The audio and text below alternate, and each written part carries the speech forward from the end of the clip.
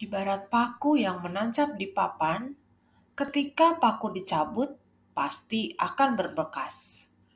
Yang berbekas pasti tidak akan bisa kembali dengan mulus. Begitu juga halnya dengan hati.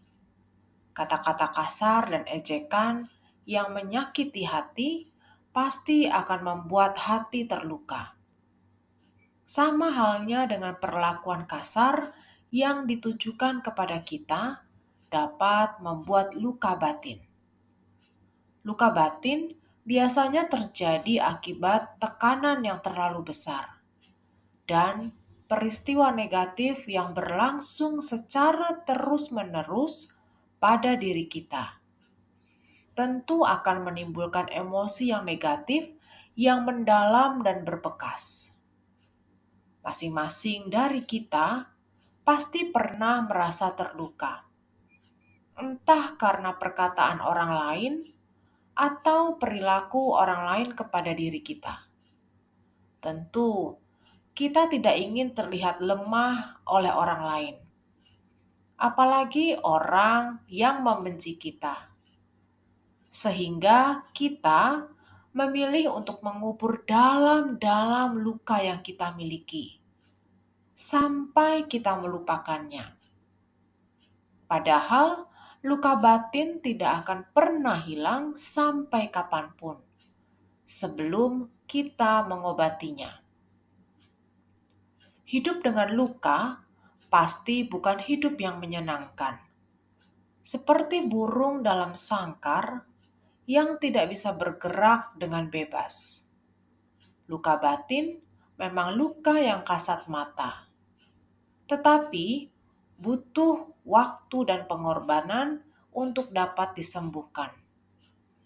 Sama seperti luka fisik yang butuh dibersihkan, ditutup, dirawat, dan disembuhkan. Luka batin juga membutuhkan langkah-langkah pengobatan agar tidak menjadi parah, apalagi membusuk di dalam diri kita. Sadarilah apa yang membuat kita merasa amat marah, sedih, ataupun kecewa. Mungkin kita akan lebih sensitif dengan orang yang sering berkata kasar.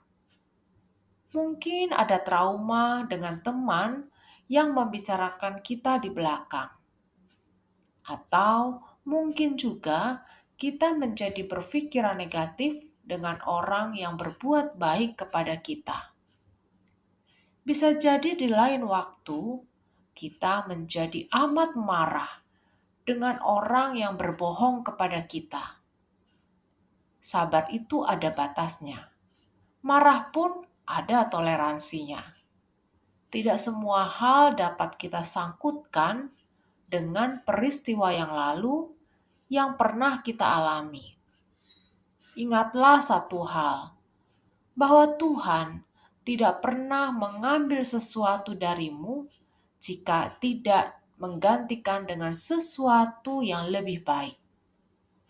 Semakin kita ikhlas, semakin kita menerima dan memaafkan orang-orang yang sudah mengecewakan dan membuat kita marah.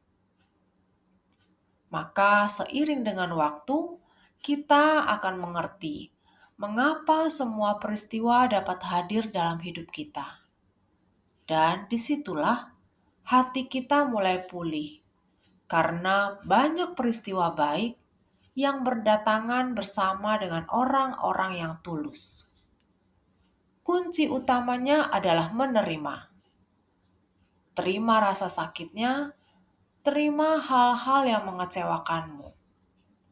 Terima kalau sikap baikmu tidak mendapat respon. Ikhlaskanlah, karena hukum tabur tuai akan tetap ada.